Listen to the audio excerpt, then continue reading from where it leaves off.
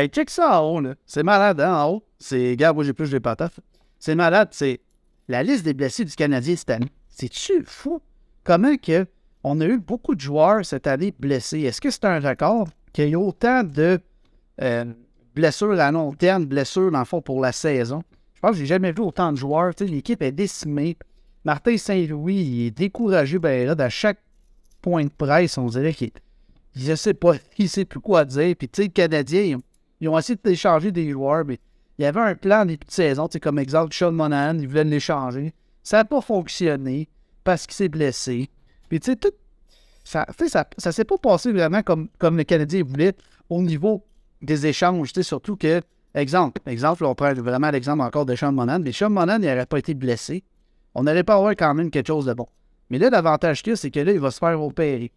Est-ce que l'avantage, c'est est-ce qu'on devrait leur signer à bas rabais, ou mettons, tu sais, avec un contrat d'1 an, peut-être pour voir si sa blessure est sérieuse ou pas, ou est-ce qu'on devrait le laisser aller? Mais ça, c'est pas mal. C'est vraiment une sous-question aux choses que je voulais dire, mais tout ça pour dire que cette année, le Canadien, là, ça n'aurait pas été des blessures. Ce qui aurait été en meilleure position, c'est sûr qu'il aurait été en meilleure position pour faire les séries, mais il était en meilleure position, mettons, peut-être qu'il aurait fini 9e, 10e.